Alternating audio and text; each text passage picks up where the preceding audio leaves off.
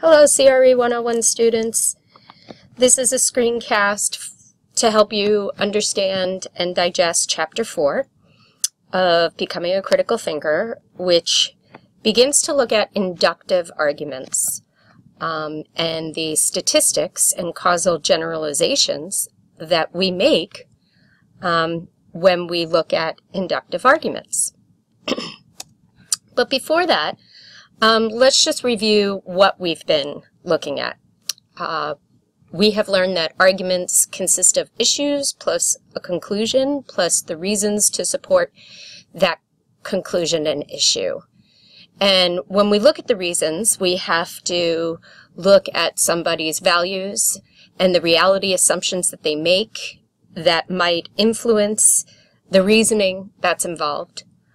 And last chapter, we focused on deductive reasoning, and this idea that if the conclusion is valid and the reasons are true, then, then the conclusion is sound. However, now we're moving on to inductive reasoning, which looks specifically at the strength of the conclusion. And the strength of the conclusion relies on the data and the statistics that are used to make that conclusion.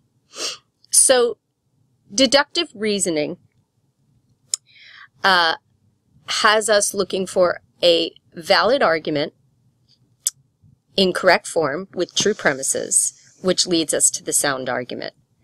However, inductive reasoning, there's never a complete certainty with the conclusion, but we can look at the reasonable strength of the conclusion to make generalizations.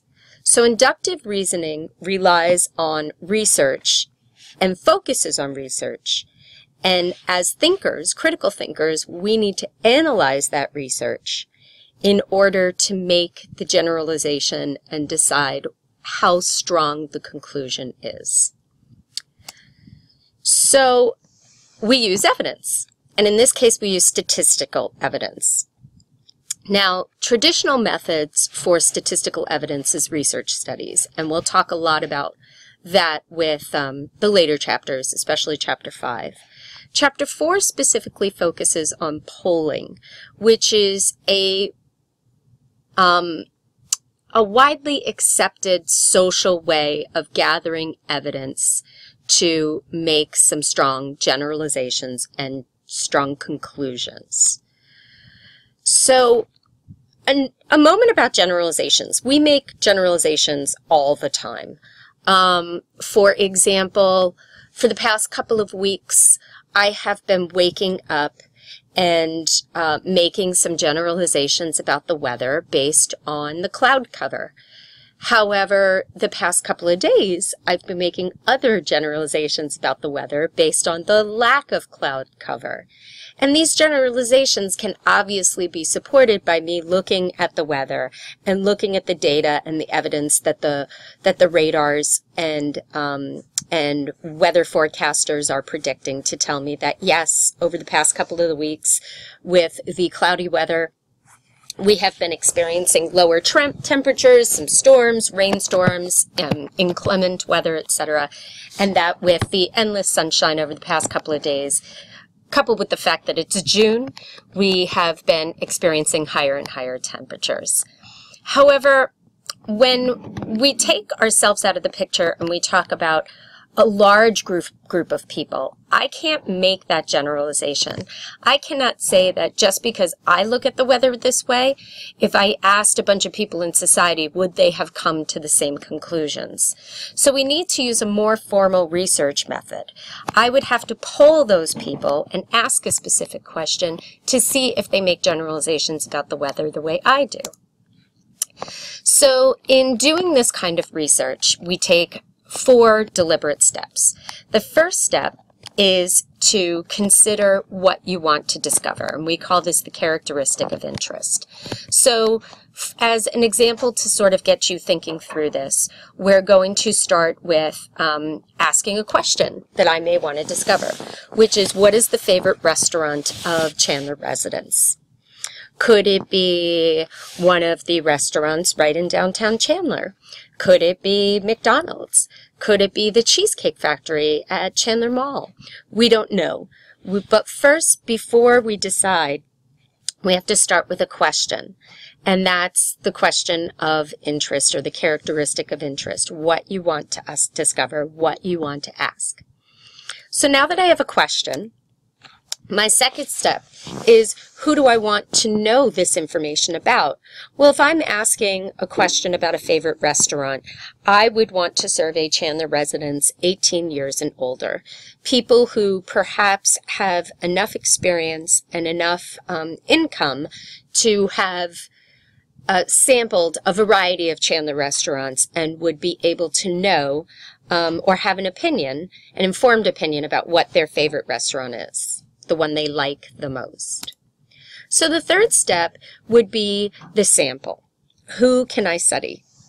So this is where we get into sample size.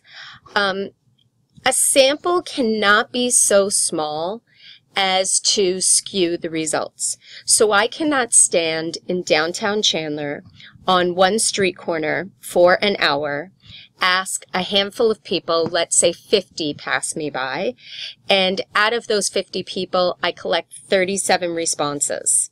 That is not an accurate representation of the target population. A more accurate representation of the target population would be 500 Chandler residents over the age of 18. If I were to do that, my sample size would be large enough that the results would be statistically significant. So the results would hold up if my sample size doubled or tripled or quadrupled from 500. The results would have a similar scatter population, similar statistical information that would hold to the original 500.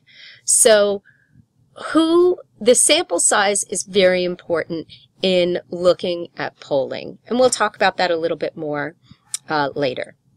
Finally, we have some rules about sampling. It must be random, and it also can't be biased. So in this case, going back to that street corner in downtown Chandler, that would cause not only a bad sample size, but it would also cause bias, because most likely the people who are walking around and eating in downtown Chandler will pick or might choose downtown Chandler restaurants. They're being influenced by the environment in which they're standing. So it can't be biased, and it also must be random, meaning I need to not stand in front of a McDonald's and ask people who like McDonald's, because then I'm going to get a bias in the kind of people that I'm using in my sample.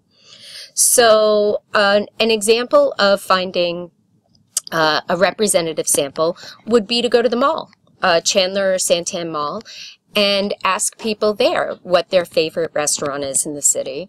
Or it's much harder, but I could walk around neighborhoods and take a random sample from multiple neighborhoods in Chandler to get a good sample that's random. Of course, that takes a lot more hours and a lot more work. So if you're ever in the mall and you see people holding clipboards, that's what they're doing. They're polling people for information, because that's the best way to get a random sample. So when you're looking at statistical reports, there are some questions that you need to ask, and Chapter 4 reviews these in detail. So first, what you need to understand is that in national public opinion polls, so the polls that you see most generally about politics, how the president is doing, how Congress is doing, how specific members in Congress are doing, those kinds of polls, the sample size must be 1,000 people. And the reason why is, again, with the last slide, that number 1,000 is this magic number that holds up to larger numbers. So if we polled 1,000 people on a question and we polled 10,000 people on a question, even though the sample size of 10,000 seems so much larger, so the statistics and data will be so much stronger, it's actually not. The margin of error and the kind of statistics that you collect hold up in both cases. So that magic number of 1,000 is what national public opinion polls strive for in order to get reliable results. Second is it must be a representative sample. So in terms of sampling the country, we can't just call households in a certain area of the country or in a certain income bracket, or even of a certain gender or race or ethnicity or religion. It needs to be a representative sample of the population in which you're trying to describe. And the third thing you need to consider is whether or not all characteristics have been considered. The fourth is, if it is a poll, are the questions biased? So look for that bias. And then finally, you need to look at the credibility of the polling organization. So a way to think about credibility is, well, is McDonald's polling people and the polling company is employed by McDonald's Corporation? So are they being paid to collect data that supports their own cause?